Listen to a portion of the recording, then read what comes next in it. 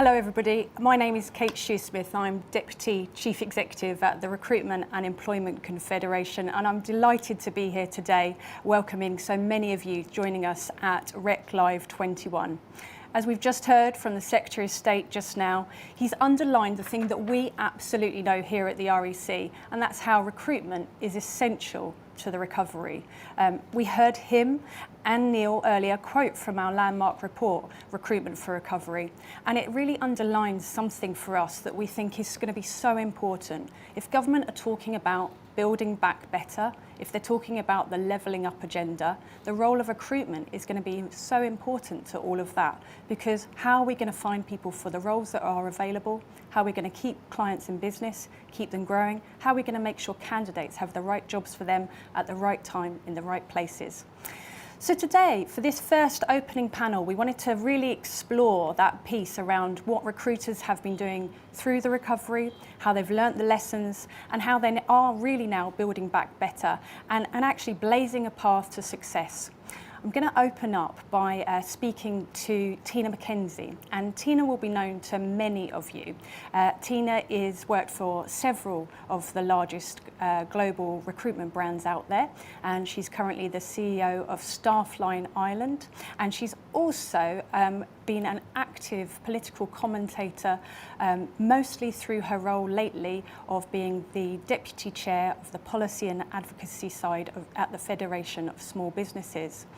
What I find fascinating is that when I asked Tina about her ambitions growing up, she said that she wanted to be a politician or a businesswoman. And I think we can safely say that Tina has actually managed to achieve those goals. So Tina, I'm going to come to you now. It's great to see you. It's great to see that the technology is working, even though we can't be in the same room today.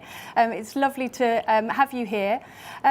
I hope everything has been well for you and the pandemic has treated you and family well.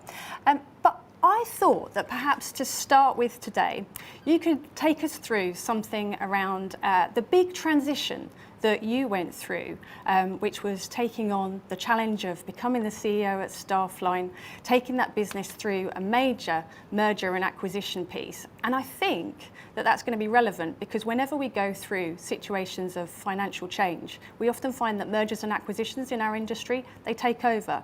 So maybe you could start by telling us a bit about how that went for you and your experience at Staffline.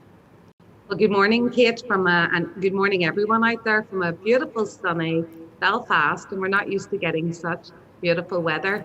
And it's funny, I'm sitting in a beautiful office building, glass windows all around, and most of my recruitment career, like most of us, I've been in small offices, small windows, no view. So it's very nice to be talking to you here today from a sunny Belfast and having a bit of a view with it too.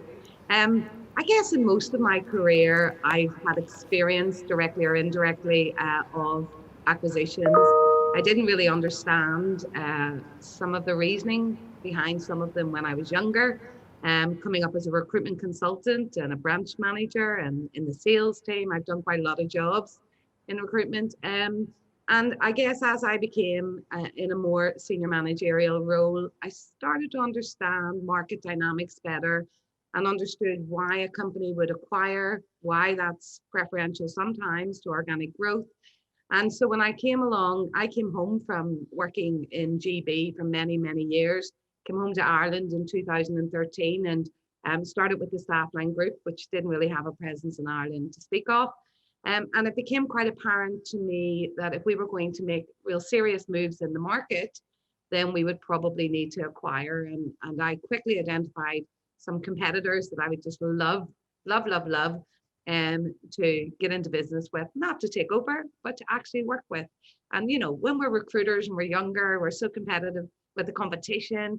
Actually, the older you get, you learn to respect your competition and value what they have as a USP, value their cultures. So quite quickly, we identified a company called Diamond Recruitment in Northern Ireland. We had really good, significant organic growth in the first few years, though. So we had a bit of money to buy it, which is always important. And then we identified a few smaller ones in the Republic. And I worked probably for about 4 years on trying to attract Grafton to us. Grafton was, by the time we acquired Grafton, it was the same size as Staffline. So we were both in and around 70, 80 million turnover. that was really interesting. And what that kind of taught me, being at the front end, and it was good for COVID as well, is that, as leaders, we are paid to lead and take responsibility. And if things go wrong, it's up to us to take that and allow our staff the freedom to sometimes take risks in terms of acquisitions or in terms of implementations. It's really important for us to give them a secure base. And so also listening, I guess, to your staff and listening to all the teams when you're making an acquisition. I've been party to some other companies' acquisitions, and I felt like one particular culture overrid the other. One particular group got advantages that the others didn't. And I think I see it a bit like being a child of divorced parents. One should never disrespect the other person. And so I think as leaders, what I also learned was, do not disrespect what has gone before.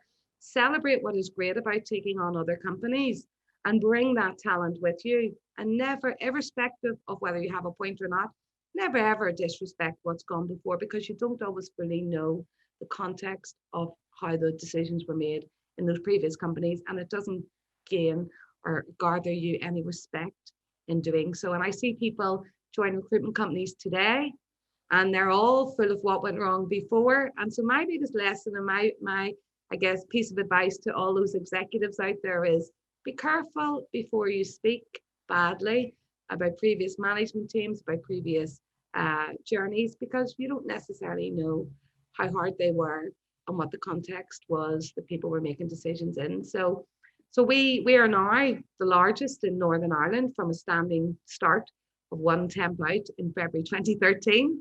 It's a very difficult year, really difficult to go back and start again. So we're by far, we've 25% of the Northern Irish market, and we do high street, we do public sector, we do blue collar on site, MSP, RPO, and we also have a sizable presence in the Republic of Ireland now as well. We've 10 offices across the island, many on sites across the island, both public and private sector accounts. So, we are probably on the island the second largest. And so we've still got a way to go to become number one. So I've still got work to do, Kate. There's always ambition there, isn't there? There's always. And it never goes away with any recruiter I ever speak to. And what you just said there was so every recruitment business will be so mindful of thinking, especially right now, they'll be thinking about how they're leading people, the change curve that we're all going through, to use some of the HR speak around it, but be really, really aware of the place that you're in. Now, that's never more important than in a Northern Irish context. So for a recruitant, understanding the place you are, the background, all of that, how does being that north-south divide, how does that shape your business? How do you use some of that? And is there a way that it must be so important to be sensitive to all of that, but how do you cover all of that ground without perhaps alienating any of the different sides in the debate? Well, it's a really interesting question. A few years ago, I was asked to give a talk at Oxford University about this very thing. How do you do business in a place like Northern Ireland, and how do you ensure you don't exclude people? So we call the talk The Business of Peace. And I think we underestimate as business people how we can be in a society that is very politically challenged and is, traumatized from many, many decades of conflict, and some may say many generations and longer, hundreds of years in Ireland. The Ireland question has been there in politics for a long, long time. And I think it's interesting because you can also celebrate that. When I opened my first office for Randstad here back in, that would have been 2001, I really was very mindful that I wanted a team that was representative of the population.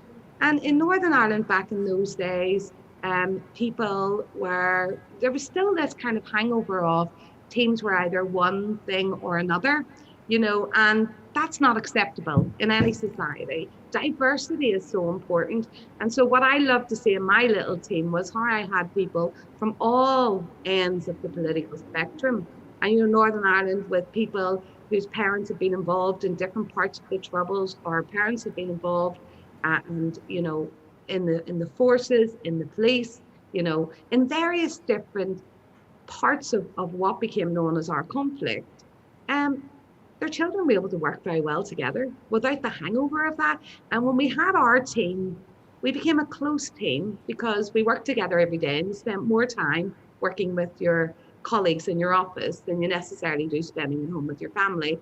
And I just celebrated the fact that we were all together working through what was still a tough time in Northern Ireland. And we as recruiters could show that business can lead the way and business can build relationships because we're with each other all day long, that perhaps politics is slower to do. So in fact, you can, in a business sense, if you build an economy and you build a strong economy and you build opportunity for all, peace comes knocking at the door very loudly. And I think we should celebrate that as well in business because we do help achieve that. That's such an important message to give to government at this time. You know, this whole concept of how recruitment is bringing people together, it's leading the way, it's allowing us to build up from something that is terrible that has happened to all of us in very many different ways, and our lived experiences are going to be so crucial, understanding that individual and unique perspective that each of us have. Is there anything that you as a leader feel like, even though through all the trauma of the pandemic and it's been a hard time for many of us, is there anything that you particularly want to keep hold of? The positive, perhaps? Oh, yes. I mean, I think most of us, whether people admit it or not, most of us executives were wrong. Most of us in the UK and Ireland would say, no, we don't like working from home. We don't like people working from home. And we had a whole host of reasons. And let's face it, if we're really honest, trust was a big thing. And I really want to keep a hold of the fact that when you trust people, and I remember that day when I stood in our main head office here and said, we've 3 branches plus our shared services here in this big building in Belfast. And I remember saying and announcing, right, we're all going home and we're not coming back until it's safe to do so. And we were very lucky because we just bought a phone system so people could pick up their phones and actually just plug them in at home, and they all worked. So we were just really lucky with that. And I remember some people saying, well, I don't want to go home. I have nowhere to work at home. The kids are at home. I work in my bedroom at home. This isn't good. And I remember saying, no, it's not safe. We don't know what's going to happen. We're working from home until we know more. Now, there were a few places like where we're on site with food businesses, things like that we couldn't necessarily do that shift. But in most instances we could. Now, I think what I learned from that was our teams, and I think all recruiters, really pulled together, worked probably harder than they've ever done. Productivity increased. Yes, the market started to drop in April on perm, professional, commercial services, things like that. Our NHS business went really through the roof. Our demand for food staff went through the roof, and we quickly had to move our people around into different jobs. We put a project team together out of the L&D team to help roll out the COVID health and safety along with our health and safety and HR teams.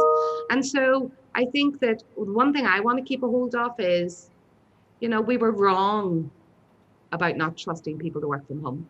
And it is important that we say as leaders when we got it wrong.